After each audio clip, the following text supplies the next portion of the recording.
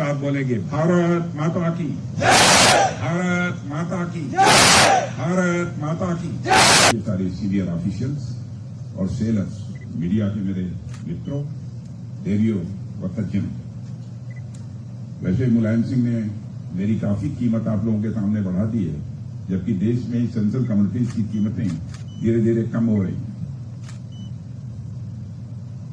मित्रों, ये हमारे लिए बहुत ही प्रसन्नता का विषय है कि मैं इस कार्यक्रम के माध्यम से एक बार फिर से हमारे जांबाज और बहादुर नेवल वॉरियर्स के बीच यहां पर उपस्थित हूं।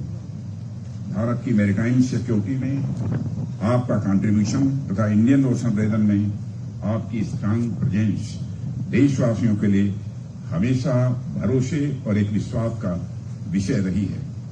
आपके साथ बिताया गया कोई भी समय साथियों मेरे लिए यादगार का यह लम्हा होता है। मुझे याद है कि पिछले वर्ष भी जून माह में ही अंतर्राष्ट्रीय योग दिवस के अवसर पर मैं हमारी नेवी के ऑफिसर्स और सेलर्स के बीच में था। हालांकि उस समय आईएनएस विक्रांत पर थे और आज हम सब आईएनएस जलाश्व पर हैं।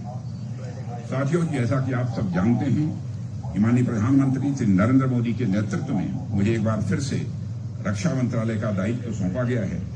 दिल्ली में बहुत सारे काम होते हैं, जाने कितनी फाइल्स, जाने कितनी मीटिंग्स, इसी तरह के और भी बहुत सारे काम हुआ करते हैं।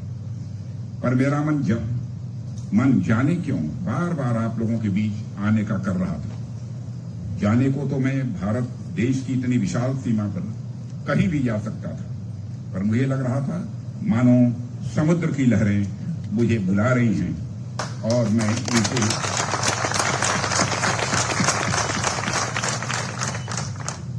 मैं इनसे दूर कैसे रह सकता हूं।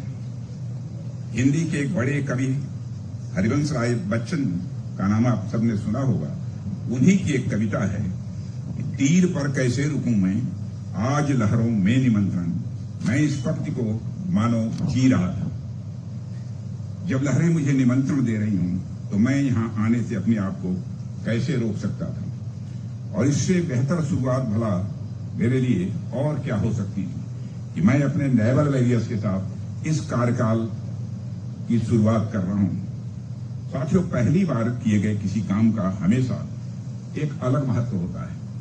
पहली बार जब कोई बच्चा स्कूल जाता है, पहली बार जब कोई लड़की कॉलेज जाती है, पहली बार जब कोई व्यक्ति नौकरी करने अपने ऑफिस जाता है, पहली बार जब उसे सैलरी मिलती है, तो इन सारी चीजों का जो जीवन में पहली बार होती हैं, उनका बहुत ही अधिक महत्व होता है। वो याद है कि रक्षा मंत्री के रूप में अपने पिछले कार्यकाल में जो हमारी पहली विजिट थी वह सियाचिन की थी और उस कार्यकाल की आखिरी विजिट भी सियाचिन की ही थी। और इस बार जब नए कार्यकाल की मैं शुरुआत कर रहा हूं तो मैं पहली बार आप लोगों के बीच यहां पर आया हूं। साथियों, पहली विजिट बस पहली विजिट ही नहीं होती, इसका हमेशा कोई न कोई एक संदेश होता है। पिछली बार जब मैंने शुरुआत सियाचिन से की थी तो वह एक तरह से देश की सुरक्षा के प्रति भारत सरकार के कमिटमेंट और हमारे प्रयासों का एक फोकस दिखा रहा था। वह दिखा रहा था कि हमारी राष्ट्रीय सुरक्षा के प्रति हमारा ध्यान नॉर्दर्न बॉर्डर्स पर पूरा है और वह हमने अपने पिछले कार्यकाल में किया भी, चाहे वह देश की उत्तरी सीमा पर इंफ्रास्ट्रक्चर डेवलपमेंट हो, सड़कों के माध्यम से सीमावर्ती इलाकों को देश के बाकी इलाकों से जोड़ना हो, या फिर नॉर्दर्न बॉर्डर्स पर पीस एंड स्टेबिलिटी सिक्योर करनी हो। पिछले कार्यकाल में हमारी सरकार ने इन सभी एरिया पर फोकस किया था। हालांकि इसका अर्थ साथियों यह नहीं है कि हमने अपने पिछले कार्यकाल में इंडियन ओशन रीजन की ओर ध्यान नहीं दिया। हमने उस कार्यकाल में भी हमारी नेवी और मैरीटाइम सिक्योरिटी का पूरा ध्यान दिया था, लेकिन इस कार्यकाल में हमारे नेवल वॉरियर्स के बीच में मेरी पहली विजिट के माध्यम से मैं ये बताना चाहूंगा कि अब हमारा फोकस भारत की समुद्री सुरक्षा को और अधिक मजबूत करने और इंडियन ओशन रीजन में हमारी नेवल पावर की स्थिति को और अधिक प्रभावी और सुदृढ़ बनाने की ओर होगी। वह चाहे उत्तर का हिमालय हो या हिंद महासागर को देश की सीमाओं की सुरक्षा को लेकर लगातार रोबस्ट करना और हमारी यह पहली प्राथमिकता होगी। साथियों, मेरे यहाँ आने को मैं एक और नजरिए से देखता हूं और वह नजरिया है हमारे भारत देश की भौगोलिक और सांस्कृतिक एकता का। इस अवसर पर मुझे विष्णु पुराण का एक श्लोक याद आता है, उत्तरम यत् समुद्रस्य हिमाद्रिश्चैव दक्षिणम वर्षं तद भारतम नाम भारती यत्र संततिः। यह श्लोक भारत और भारतीयों की भौगोलिक परिभाषा गढ़ता है कि समुद्र के उत्तर में और हिमालय के दक्षिण में जो देश है उसे भारत कहते हैं तथा उसकी संतानों को भारतीय कहते हैं। अर्थात हम भारतीयों के लिए दोनों ही क्षेत्र उतना ही महत्वपूर्ण है। मां भारती के सिर पर मुकुट के समान शोभायमान महान हिमालय और मां भारती की चरण वंदना करता हुआ हिंद महासागर, ये दोनों ही क्षेत्र हमारे लिए बेहद महत्वपूर्ण है और हम इनकी एकता और अखंडता को और अधिक सुदृढ़ करने की संकल्पना को लेकर अपने इस कार्यकाल में भी आगे बढ़ेंगे। साथियों, जब मैं यह कहता हूं कि हमारा ध्यान लैंड बॉर्डर्स और मैरीटाइम सिक्योरिटी दोनों ही तरफ होगा, तो मेरे कहने का अर्थ स्वाभाविक रूप से बहुत ही व्यापक होता है। मैं उस समय सिर्फ भारत की सीमाओं की ही बात नहीं कर रहा होता हूं, बल्कि मैं उस समय समस्त भारत को एक करके देख रहा होता हूं। इसलिए जब मैं यह कहता हूं कि हम लैंड बॉर्डर्स और मैरीटाइम सिक्योरिटी दोनों की ओर ध्यान देंगे, तो इसके माध्यम से मैं भारत के उत्तरी और दक्षिणी भाग को एक सूत्र में बांधने की बात भी करता हूं।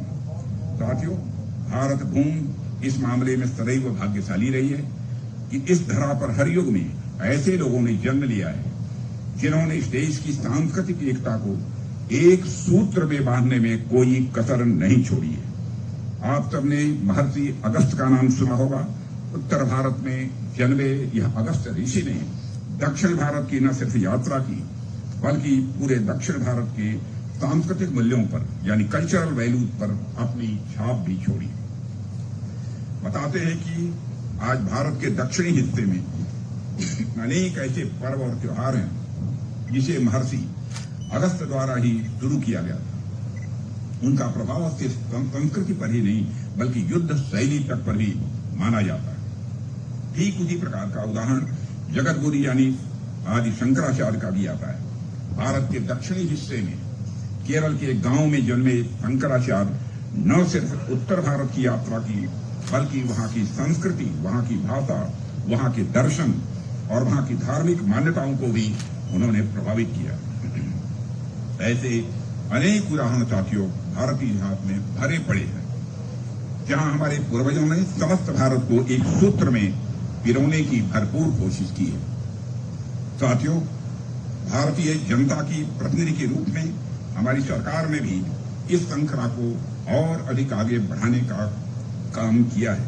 वैसे तो मेरे पास काशी तमिल संगम, सौराष्ट्र तमिल संगम जैसे अनेक इसके उदाहरण हैं, लेकिन मैं इनके अलावा भी एक उदाहरण की ओर आपका ध्यान दिलाना चाहूंगा। आप सबको याद होगा कि 2019 में लोकसभा चुनाव के दौरान जब चुनाव प्रचार की समाप्ति हुई थी, तो माननीय प्रधानमंत्री जी ने केदारनाथ में अपनी साधना के लिए कुछ समय व्यतीत किया था, जो भारत के उत्तरी भाग में है। और इस बार जब 2024 में लोकसभा चुनाव के दौरान चुनाव प्रचार की समाप्ति हुई, तो माननीय प्रधानमंत्री जी ने अपनी साधना के लिए भारत के दक्षिण भाग में स्थित विवेकानंद रॉक मेमोरियल को ही चुना।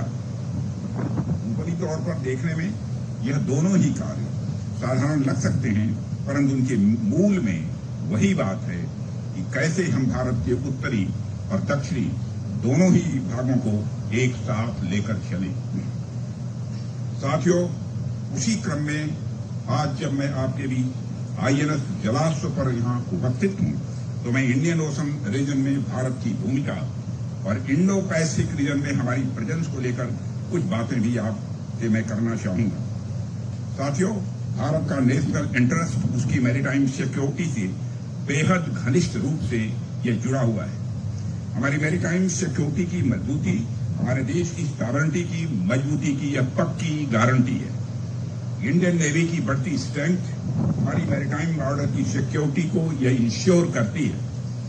मैं हमेशा कहता रहा हूं और आज भी मैं कह रहा हूं कि हमारा नेशनल इंटरेस्ट, हमारा सेल्फ इंटरेस्ट सर्वोपरि है और इसकी सिक्योरिटी के लिए हम हर संभव कदम उठाएंगे। साथियों, सिक्योरिटी के साथ साथ हमारे देश का और भी व्यापक हित इंडियन ओशन रीजन से जुड़ा हुआ है। हम जानते हैं कि हिंद महासागर से बड़े पैमाने पर हमारा ट्रेड होता है, हमारे कमर्शियल इंटरेस्ट इससे जुड़े हुए हैं। इस क्षेत्र में हो रही फिशरीज और माइनिंग से संबंधित एक्टिविटीज में भारत एक बहुत बड़ा स्टेक होल्डर है। इंडियन ओशन रीजन से हमारे वाइडर नेशनल इंटरेस्ट जुड़े हुए हैं। ऐसे में इंडियन नेवी मैरीटाइम बॉर्डर को सिक्योर करने के साथ साथ हमारे वाइडर नेशनल इंटरेस्ट को साधने का भी यह एक माध्यम है। साथियों, यहां मैं एक और बात पर आपका ध्यान आकृष्ट करना चाहूंगा। जब मैं सेल्फ इंटरेस्ट कह रहा हूं तो उससे मेरा मतलब सेल्फिश इंटरेस्ट यानी सेल्फिशनेस से नहीं है। सेल्फ इंटरेस्ट और सेल्फिशनेस में बहुत बड़ा अंतर होता है। सेल्फिशनेस में कोई राष्ट्र जहां दूसरे राष्ट्रों के हितों की कीमत पर भी केवल अपना हित साधने की वह जुगत में रहता है। सेल्फ इंटरेस्ट में वह अपना हित तो देखता ही है, पर वह ब्रॉड और इनलाइटेंड सेल्फ इंटरेस्ट होता है। वह दूसरे देशों के हितों की कीमत पर नहीं, बल्कि दूसरे देशों के हितों के सामंजस्य में निहित होता है। इतिहास गवाह है कि सेल्फिश और नैरो इंटरेस्ट के प्रयासों की परिणति हमेशा यह टकराहट में होती है, तनाव में होती है, युद्ध में होती है। पर इनलाइटेंड सेल्फ इंटरेस्ट के प्रयासों की परिणति सभी राष्ट्रों के शेयर्ड ग्रोथ में होती है, म्यूचुअल रेस्पेक्ट में होती है, हार्मनी में होती है और साथ ही साथ शांति में होती है। साथियों, आज हम न केवल अपने बल्कि हमारे पड़ोसियों की मदद के लिए भी हर तरह से तैयार रहते हैं। रीजन में किसी भी दुर्भाग्यपूर्ण स्थिति में हम फर्स्ट रिस्पॉन्डर के तौर पर भी उभरे हैं। हमारी नौसेना इंडो पैसिफिक रीजन में यही श्योर करती है कि कोई राष्ट्र अपनी ओवरवेलमिंग इकोनॉमिक स्ट्रेंथ या मिलिट्री पावर के दम पर किसी दूसरे राष्ट्र को दबा न सके, उनकी सॉवरेनिटी या स्ट्रेटेजिक ऑटोनॉमी को कुचल न सके। हमारे प्रधानमंत्री जी के विजन सागर यानी security and growth for all in the region में भी यही भावना स्पष्ट रूप से दिखाई देती है कि हमारे क्षेत्र के सभी साथी देश सुरक्षित रहें, प्रगति के मार्ग पर वह साथ आगे बढ़े। साथियों, बड़ी मछली छोटी मछली को खा जाए, ऐसा मत्स्य न्याय हमें स्वीकार नहीं है। हम अपने मित्र देशों के साथ काम करते हुए सर्वजन हिताय सर्वजन सुखाय के मार्ग पर आगे बढ़ेंगे। हम हिंद महासागर क्षेत्र को मत्स्य न्याय क्षेत्र में नहीं बनने देंगे।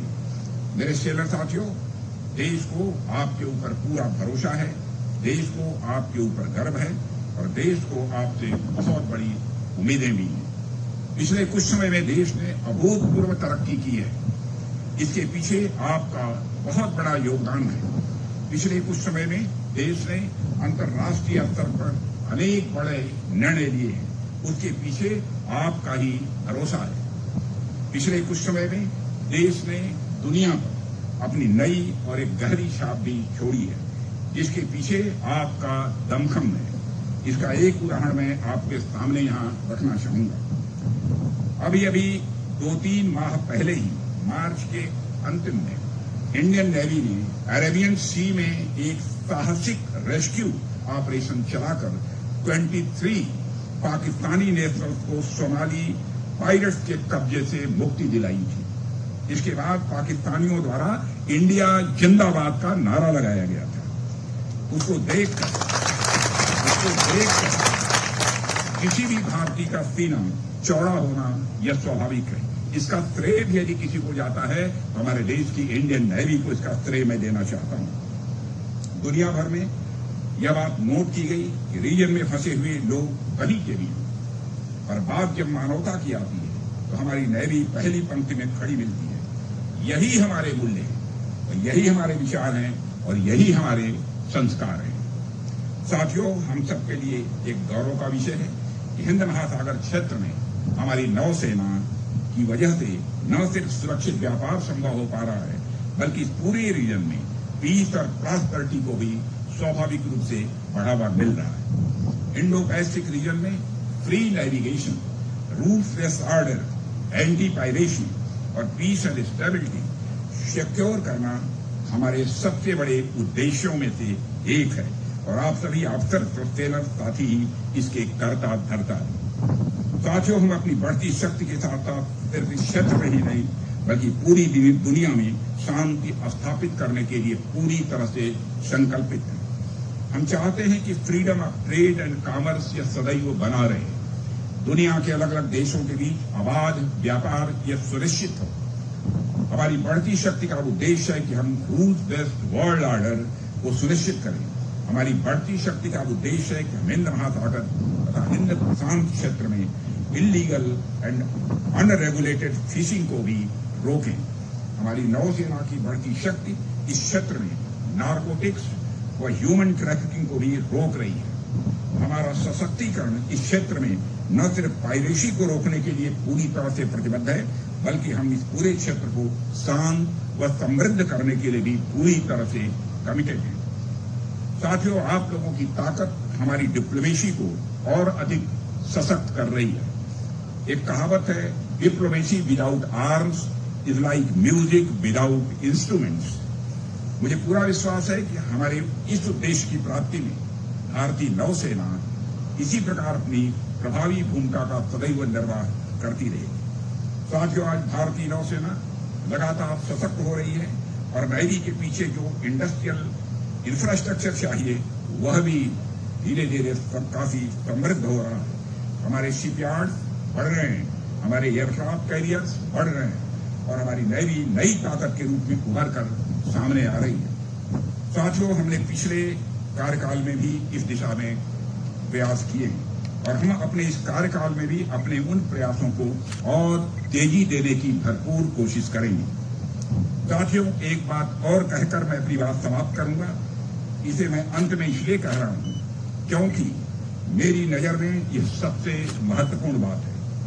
साथियों, जैसा कि मैंने अभी कहा कि हमारी नेवी लगातार सशक्त हो रही है, इसमें नित नए सिस्टम्स जुड़ रहे हैं, वेपन्स जुड़ रहे हैं, एयरक्राफ्ट कैरियर्स जुड़ रहे हैं, सबमरीन्स जुड़ रही हैं और हमारी नौसेना की पहचान केवल इन वेपन्स, सिस्टम्स और प्लेटफॉर्म्स मात्र से नहीं हो सकती। ये सभी निसंदेह नेवी के लिए बहुत ही महत्वपूर्ण है, इसमें कहीं दो मत नहीं है। पर हमारी नौसेना की असली पहचान आप सब ऑफिसर्स और सेलर्स हैं जो अपना पूरा जीवन इन लहरों पर बिता देते हैं। इसकी असली पहचान आप सभी मेन एंड वुमेन हैं जो राष्ट्र की सुरक्षा के लिए अपना जीवन दांव पर लगाने के लिए सदैव तत्पर रहते हैं। हमारा नौसैनिक जो चाहे केरल से हों या कश्मीर से, चाहे गुजरात से हों या अरुणाचल से, परंतु राष्ट्र को सर्वोच्च रखते हुए अपना सर्वस्व अर्पण करने के लिए सदैव तत्पर रहते हैं। मैं आप सभी का अपनी तरफ से शीश झुकाकर अभिनंदन करता हूं। साथियों, मैं सरकार की ओर से आपको इस बात का आश्वासन देता हूं कि भारतीय नौसेना की मजबूती के लिए भारत सरकार को जो भी करना पड़े, सरकार वह करने के लिए पूरी तरह से तैयार है। आपके साथ भारत के 140 करोड़ नागरिक पूरी मजबूती के साथ खड़े हैं। आप सभी नेवल वॉरियर्स और हम सब मिलकर न सिर्फ इंडो पैसिफिक क्षेत्र में भारत की मजबूती को बढ़ाएंगे, बल्कि सामरिक दृष्टिकोण से भारत की ग्रोथ एंड डेवलपमेंट को भी एक नया डायमेंशन देंगे। इसी विश्वास के साथ मैं एक बार आप सभी को फिर से धन्यवाद देता हूं और भारतीय सेना को मैं तथा आप सभी को आपकी भविष्य की योजनाओं के लिए ढेर सारी शुभकामनाएं देते हुए अपना निवेदन यहीं समाप्त करता हूं। आप सबको बहुत बहुत धन्यवाद। एक साथ बोलेंगे, भारत माता की जय, भारत माता की जय, भारत माता की जय। बहुत